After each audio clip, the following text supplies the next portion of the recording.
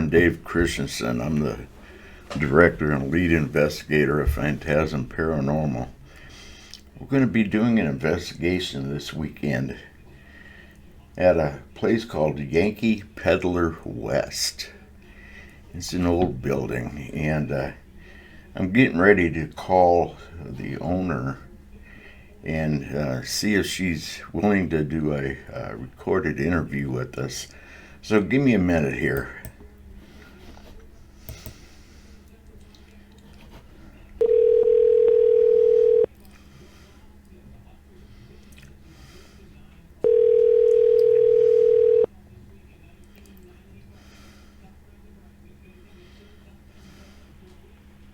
Hi, it's Jen.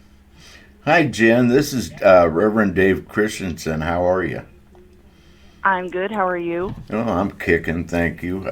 I was going to call you earlier today, but I got so tied up. I'm so busy. It's unbelievable. I know. Welcome to the club. Oh, you too, huh? Hey, Yeah. is it all right if I record our interview? I don't care. Okay, I have to confirm it with you legally. Okay. Oh, okay. Okay. So, what can you tell me about the Yankee Peddler West? The business itself, or the store, or the building, or what? A little bit of everything. Well, the Yankee Peddler West was now I bought. That was a former business that was there.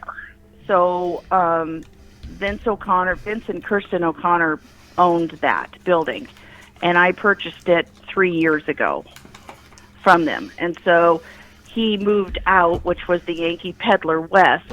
He moved out, and then I moved in. Oh, so it's under a different name now? Yes, now it's under Chestnut Market. Oh, okay. Yeah, I couldn't figure out what was going on because, I had Ken gave me the name of Yankee Peddler West, and then I got your business name. I thought, what's going on, Yeah, Okay. yeah. No, Okay. that's what that's all about. Okay, yeah, I did a Google search and found it in Google Maps, and I went down to Street View and took a look at it, and it's an old building. It is an old building. I can't remember what exact year it was built. I want to say 1896, but don't quote me on that. Oh, I can check court records and find out, go down to the courthouse and find out if I want to. But anyway, have you heard of anything going on in there? Well, I personally have not had anything going on. I know when I was looking at purchasing the building, I worked there quite a bit with Kirsten and Vince, who owned the building, just to help them clean it out, et cetera, et cetera. And I had asked them about that, hey, is there any kind of activity going on, any ghosts at all? And Kirsten just said, well, not any bad ones. And I go, oh, okay, all right, well, whatever. And so I had just, when I was always working there, I just simply said, okay, I introduced myself, told them what I was going to do, and I've never had any issues. Now, I had one situation where, okay, there's two parts of the building on the first floor. The first floor is divided, so I am renting that other. It's like there's a door so I can separate the two rooms. So there's two rooms, right? Okay. So before I had rented that out, I had that open to retail space, and I did have an acquaintance of mine, not really friends, but like a coworker's husband, said to me in that additional room, he's into the paranormal activity kind of thing too, and he had said, I just want you to know that there's a lady standing behind you out of nowhere. Huh. And I said, that's kind of funny because I've been kind of thinking about that all day today when I was working in there getting ready for this kind of an open house kind of thing that I was getting ready for. I said, for some reason I was thinking about a lady. I don't know why, but I just was. And, I didn't think much of it. So I thought, well, okay, yep, there is somebody probably here. Well, and then I decided to close that part off, and I have another business renting that area, that part of the building out. And it is a business that helps adults with Down syndrome, autism, hearing impaired, blindness, those kind of things. So they're all older adults kind of thing. Right. And so it's a state, it's a government business there. So when they moved in, they were claiming they were having issues like doors or drawers of desks open. The one particular drawer happens to have candy in it, and they thought, well, maybe it's a kid. Just situations like that. And I just go, well, I don't really know what to do about it. I mean, I guess I just always embraced it. And so I went up to the second floor then when all that kind of stuff was going on, and I said, okay, listen, you cannot be scaring these people. This is what I just explained what the business was. And it's kind of toned down a little bit. I was telling Ken I had a situation where, and this is all daytime activity. So this is during the day. So I had a couple that were from Oakland come in to shop, and it was towards the end of the day. And this gal happened to be a nurse, which I am by degree. And she was also the hospital chaplain up at the Oakland Hospital. And so we were just talking about the business and the building and et cetera, et cetera. And they were also looking for a piece of, stuff that they were looking for. And I said, you know what? I think I have some of that up on the second floor. I said, why don't I just lock the doors? And I said, I'll just take you up, because they were interested in what the rest of the building looked like, because there's a second and third floor to it. Wow. And they go, oh, okay. So we went up and found the piece that I thought would work, and yes, it would. And so I was just telling them about, we were on the second floor, and I was telling them about, just some of the history that I knew about the building. And I can't even tell you the lady's name. She says, well, do you care if I do a blessing on your business and hopes that it would go well? And I go, okay, sure, I can use any help I can get. Sure, great. Well, so she went into this whole blessing thing. Well, meanwhile, the business that rents for me, I guess there was all sorts of stuff going on with spirits or whatever. So when we finished that, we come back downstairs, and I could hear screaming and hollering, and I thought something happened to one of the gentlemen over there that has Down syndrome, because sometimes he has some medical issues. So I opened the door and went over there, and they were all just panicked. And I said, what's the matter? And one of the supervisors said, Jen, there's 3 of them. I don't know what the hell is going on. And I said, we were just doing a blessing upstairs. I wonder if that got them fired up. And so I said, all right. So that's kind of the stuff that's been happening. Well, what did the spirits do? Just show themselves to the people there, or what? She just says there's 3 of them, and I think just showed themselves. She didn't explain. Now, I will say this on a couple of the gals over there. They tend to be drama kind of people, like constantly just drama, everything drama, queens. Chaos, and fun. Yeah. Yes, and so I just kind of always go, all right, okay, I can't have you coming in and because they're not doing anything. So I'm like, could you just kind of embrace it and just, I can't have you screaming and hollering and stuff when I got customers in here, and you can't be yelling ghosts and stuff. That just doesn't work. So, So we've kind of calmed that down, and I haven't heard anything lately. And they always got a sense that it was a lady, too, and they just named her Alice. So they're always talking about Alice. Alice? Alice. And I don't know why that is, but that's just what they do. So I think the main activity that they've had are something with drawers opening. Now, I had told Ken I have been there of all hours of the night when I'm working and switching over. Sometimes I when I'm switching over, like for Christmas season, I just work to wee hours of the night. Midnight, 1 o'clock, 2 o'clock, and going up and down, bringing all the Christmas stuff up. I've never once was scared, nothing. I've never had any kind of encounter at all.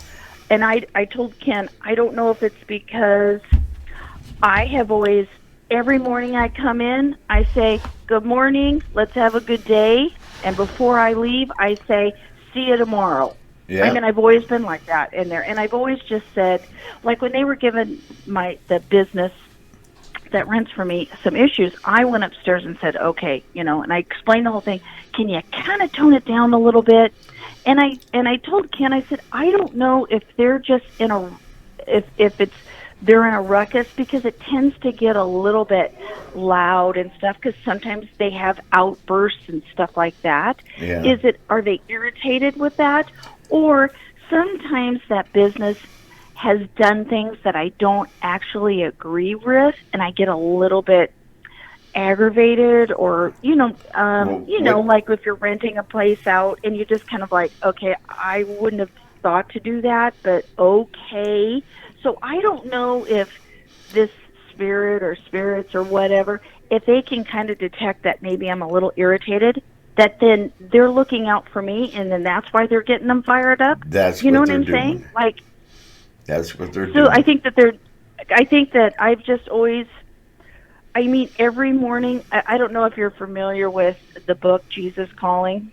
No. I don't know if you're familiar with that, but it's a daily devotional thing, and I have a calendar, so whatever the day is, it's kind of a daily devotion thing, and I read it out loud every time I go in there, and it is what it is. So I don't know if they just like me, or that's it. Spirits.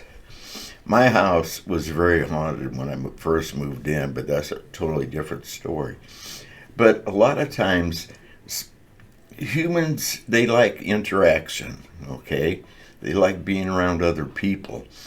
And a lot of times the spirit will do something just to get recognized, get attention. And with you going in the morning saying, good morning, how's everybody, and being friendly to them, they're picking up on that. And they can get very protective of you. I've had cases where spirits actually defended somebody. Oh, cool. Well, and I often joke with them, like when I've been there at midnight or 1 o'clock in the morning, and I'm like, oh my God, this place is a mess. And I'll say, yeah, if you're here, why don't you grab a broom and help me out a little bit here? Because I got a lot of shit to do in this building. Hey, could you grab a broom or something? Help a girl out. Come on. So I've always done that. I will also tell you, a previous owner, prior to the people that I bought it from, her name was Helen, owned the building.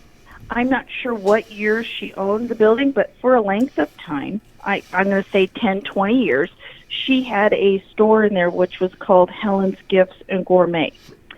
Helen had 3 girls, and since I bought the building, I met those 3 girls, and they're all older adults, and Helen has passed away. And they introduced themselves and told me, oh, our mom used to have a store in here, and we were kids, and we ran amok all through this building. They were telling me all these fun stories. And they said to me, have you seen the ghost yet? And I said, no. I said, there really is a ghost? And they're like, yeah, my mom used to say how things would be moved from one place to the next place, to the next place, to the other place. And I said, I haven't had one problem. Nothing. So we've always joked about that. My my husband, who is definitely one of those people that would have to see it to believe it, go, yeah, probably there might be something, but I'm not going to get too worked up. He's an engineering farmer guy, and he's just very practical and very, You're very just, skeptic. yeah, yeah. And he was upstairs um, in one of the rooms. Actually, it's when I show you the building, you'll understand. But in one of the rooms, and he was up there getting a piece of wood for me, and he was going through the wood, doing this and that or the other. And ironically, all those daughters were there visiting, and Jeff said, I could hear you talking from you guys were cackling and laughing and carrying on downstairs. And he said all of a sudden he felt like somebody was standing behind him and whispered something in his ear. Scared the tar out of him. In fact, he had a 2x4 in his hand. He whirled around because he thought somebody was behind him. You know what I mean? Like he was going to turn around and hit him. Right. And he came downstairs and he said, I'm going to have to tell you, I think there's something up there. I just had somebody whisper in my ear. Did he say if it was a man or a woman? He thought at first it was me.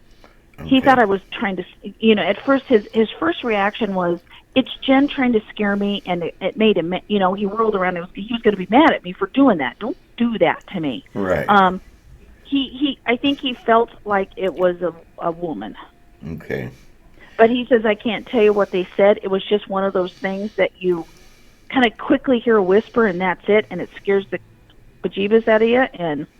But otherwise, that has been the only really encounter I've ever, that I haven't had personally, but that's it. And they haven't, next door, or the people that rent my part out, haven't said anything lately.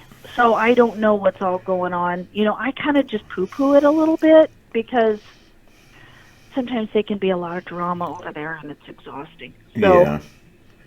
Do you think they'd be willing to talk to me if I stopped in there? Oh, they're full of drama. Yes, they would. And I'm not being negative. They're lovely ladies in there, and I really respect the work they do with helping these adults that have some challenges. So I wouldn't think that they would have any issues with that. I would just let's see, do I have a number off the top of my head? I think Kelly, who is over there, is the one that reached out to Ken. So I think Ken might have her number. Kelly? Yeah, Kelly is her name. Okay. I think Ken Ken received a email from her. Oh. Which kind of irritates me that she didn't talk to me about that first before sending him the email. Do you see what I mean?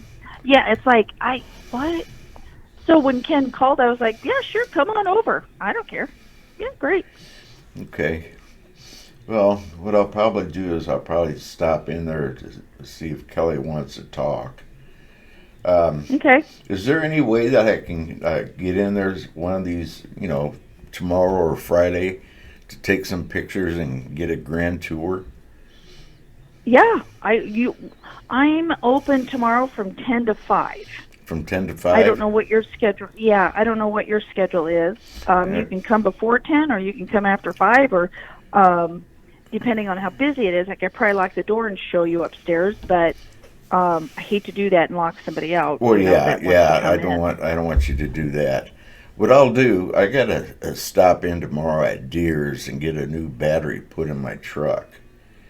And when I get done with that, then I'll swing by. If you're not busy, that's fine. If you are, I can come back later. It ain't no big deal to me. Okay. I've been retired now for 20 years, so, I can do whatever I want when I want. I can't wait to get to that point someday. That'd be fun. Okay, so I'll be there I will probably be, I don't know what time you're coming into town. It probably Coming wouldn't be coming into until town. afternoon Okay. because I got to call Yeah. dealers and make an appointment with them, and I'll get my Okay. battery done first. So when I shut my truck off out in front of your building, it doesn't stay there. You know what I mean? Yeah. Exactly. Okay. Well, Yeah. So yeah, you can come anytime. okay. Yeah, I'll swing in and I'll bring my one of my digital recorders and I'll bring my camera and we'll see if we can scrape up anything, during my visit. But I don't know what time Ken plans on being there Saturday night. I don't know if he talked to you about it yet or not. He did. I have to. I'll be done at the shop at 5 o'clock. I told him I had to run into Elkhorn quick, but I would be home early evening. He just said, "Give me a call when you get back into town." Okay. We were thinking maybe possibly 8, something like that. Okay, So, that sounds good. Now, is there a way that when we leave we can lock the doors and everything? Or do what you, I probably will, I live close by, so what I may have you do is just call me when you're done. I will probably, I'll have you guys lock yourself in because we get all sorts of kind of sketchy people down there yeah, I know. at night that Yeah. you got to be real careful with. And I just won't start the alarms or anything like that. And then I'll just have you call me when you're done, and then we'll just come down there and lock it all up. Let you Okay. guys out and lock it all up. Okay, If that that sounds works, good. okay. Okay, yeah, that sounds good. Okay, Jennifer, thank you for talking to me, and I'll be seeing you tomorrow afternoon sometime. All right, sounds like a plan. Okay, bye bye. All right, bye bye. Well, there you go. There you have it. I'm going to stop in there tomorrow afternoon with the digital recorder, take some recordings, and take some pictures. I'm also going to go next door to the business renting out from her and talk to Kelly and see what they have to tell me over there. They might give us access over there too. Who knows? But anyway, thank you all for watching. I hope you guys enjoyed it. You have a good night. I'll talk to you later. Bye. Come back for next speed. I will be watching for you.